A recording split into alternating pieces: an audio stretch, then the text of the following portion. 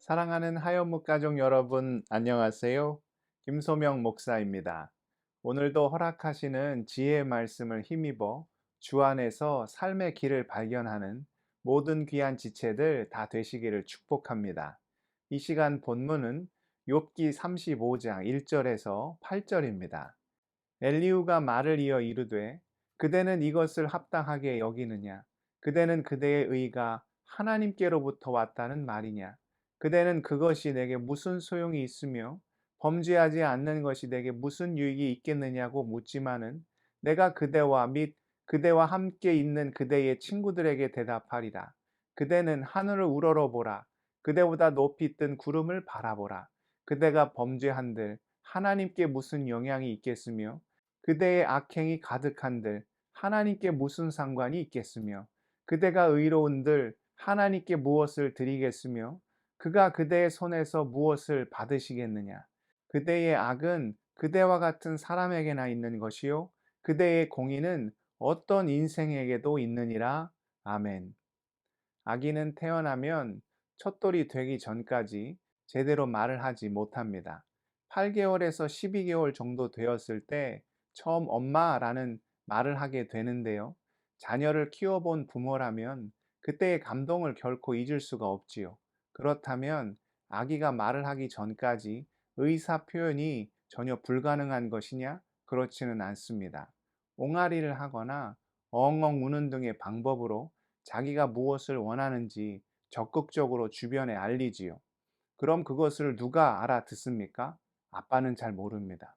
처음 제 딸이 태어나서 밤에 기저귀 갈아달라고 엉엉 울 때 저는 절대 일부러 안 일어난 것이 아니었습니다. 정말로 안 들렸습니다. 아빠는 잘 못 들을 수 있죠. 그런데 누구는 듣고 일어나 기저귀를 갈아줍니까? 엄마는 아무리 피곤해도 눈을 비비고 일어나 사랑하는 자녀의 기저귀를 갈아주지요. 어떤 영상에서 어린 딸의 애정 테스트를 하는 모습을 본 적이 있습니다. 일가 친척들이 다 모여서 한 줄로 앉아 두 팔을 벌리고 있었고 반대편에서는 어린 딸이 누구에게 달려갈 것이냐 기다리고 있었습니다. 그렇게 먼저 달려가 안기는 순서부터 순위를 매기는 것이었죠. 1등은 항상 혼을 내지 않고 웃어주시는 할아버지가 차지했습니다. 2등은 당연히 엄마가 차지했죠. 3등부터 반전이 시작되었는데요. 당연히 딸 바보인 아빠에게 달려갈 줄 알았는데 엉뚱하게 삼촌에게 달려갔습니다. 4등은 다른 이모가, 5등과 6등도 또 다른 이모들이 차지했습니다. 이제 아빠와 다른 삼촌 한 명, 이렇게 둘만 남게 되었습니다. 그제서야 딸은 아빠에게 달려가 안겼지요. 꼴찌에서 두 번째, 그야말로 상처뿐인 영광이었습니다. 그 영상을 보면서 저를 비롯한 우리 아빠들이 참 반성을 많이 해야겠구나 하는 생각이 들었습니다. 아무튼 엄마는 기가 막히게 아기가 무엇을 원하는지를 정확하게 압니다. 배가 고픈지, 어디가 아픈지, 기저귀가 불편한지, 아니면 잠을 자고 싶은지를 우리 엄마들은 아기 옹알이나 웃음소리를 통하여 정확하게 캐치해 내지요. 그렇다면 우리 엄마들에게 어떤 특별한 초능력이 있기 때문에 그것이 가능한 것입니까? 아니죠.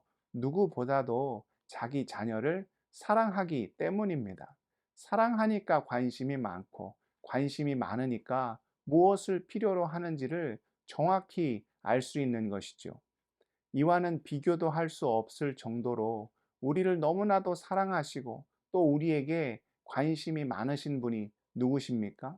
우리를 그 손으로 친히 빚으시사 그 형상대로 창조하시고 코에 생기를 불어넣어 생명을 허락하신 여호와 하나님이시지요. 성경은 말합니다. 이사야서 49장 15절입니다. 여인이 어찌 그 젖먹는 자식을 잊겠으며 자기 태에서 난 아들을 긍휼히 여기지 않겠느냐. 그들은 혹시 잊을지라도 나는 너를 잊지 아니할 것이니라. 어미는 결코 자기가 낳은 새끼를 잊을 수가 없지요. 고래를 사냥하는 어떻게 보면 참으로 잔인한 방법에 대해 들은 적이 있습니다. 먼저 힘이 없고 연약한 새끼 고래에게 첫 번째 작사를 던집니다. 그럼 어미 고래는 그 곁을 떠나지 않고 그 주위를 맴돈다고 하지요. 그때 두 번째 작사를 던져서 어미 고래를 잡는다고 합니다. 세상 그 무엇으로도 끊을 수 없는 관계가 바로 부모와 자녀와의 관계이지요. 이 놀라운 사랑은 분명 세상을 창조하시고 우리를 이 땅 가운데 허락하신 여호와 하나님께로부터 온 것입니다. 그러나 오늘 말씀에 보면 엘리후가 어떤 하나님에 대한 심각한 오해를 하고 있습니까?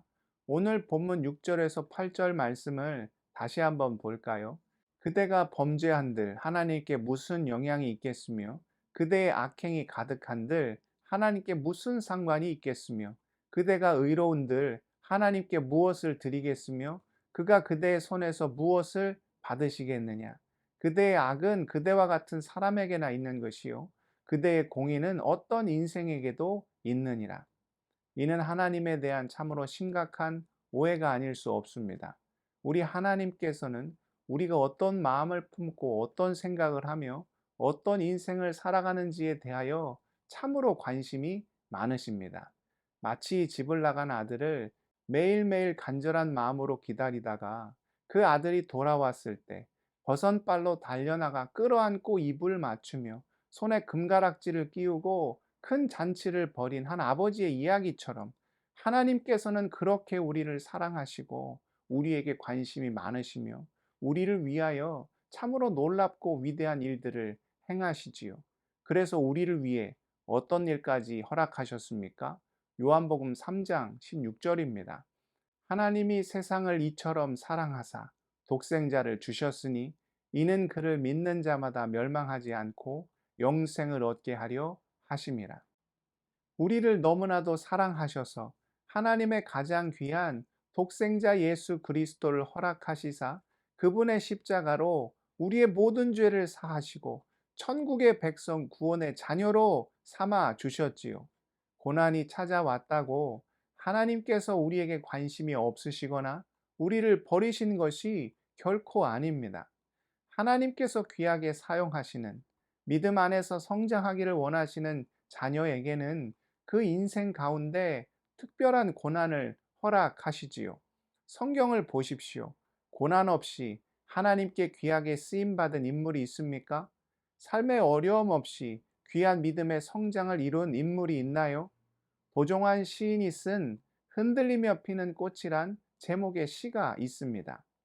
흔들리지 않고 피는 꽃이 어디 있으랴. 이 세상 그 어떤 아름다운 꽃들도 다 흔들리면서 피었나니 흔들리면서 줄기를 곧게 세웠나니 흔들리지 않고 가는 사람이 어디 있으랴. 젖지 않고 피는 꽃이 어디 있으랴. 이 세상 그 어떤 빛나는 꽃들도 다 젖으며 피었나니 바람과 비에 젖으며 꽃잎 따뜻하게 피웠나니 젖지 않고 가는 삶이 어디 있으랴. 사랑하는 믿음의 지체 여러분, 하나님께서 우리를 사랑하시기에 또한 우리를 사용하시고 우리 인생 가운데 아름다운 꽃을 피워주시기 위해 때로는 비도, 때로는 바람도, 때로는 뜨거운 낮과 차가운 밤도 허락하시지요. 그러나 그 모든 일들을 통하여 우리는 놀라운 하나님의 은혜를 경험하게 되고 주 안에서 내가 얼마나 존귀하고 거룩하고 소중한 자인지를 깨닫게 됩니다. 삶의 고난 속에서 주를 더욱 의지함으로 오히려 그 예비하시고 준비하신 놀라운 복을, 은혜와 영광을, 기쁨을 누리며 사는 모든 믿음의 지체들 다 되시기를 축복합니다. 기도하시겠습니다. 사랑의 하나님, 때로는 주님께서 그 자녀들에게 고난을 허락하심을 말씀을 통해 깨닫습니다. 좌절하거나 낭망치 않게 하시고 주와 동행함으로 믿음의 성장을 이루어 주님께 크게 쓰임받는 우리의 삶이 될 수 있도록 우리를 주장하여 주시고 인도하여 주옵소서. 무엇보다 하여목 지체들의 모든 눈물을 주님 다 아실 줄 믿습니다. 지금도 병상에 누워 간절히 간구하는 환우들의 기도 응답하여 주시고 신분의 문제, 자녀의 문제, 가정의 문제, 일터와 비즈니스의 문제로 무릎으로 나가는 주의 자녀들 그 간구함을 흠양하여 주시사 풍성한 은혜로 응답하시는 하나님을 경험케 하여 주옵소서. 오늘의 삶도 주님께 올려 드리오며 존귀하신 예수 그리스도의 이름으로 간절히 기도드리옵나이다. 아멘.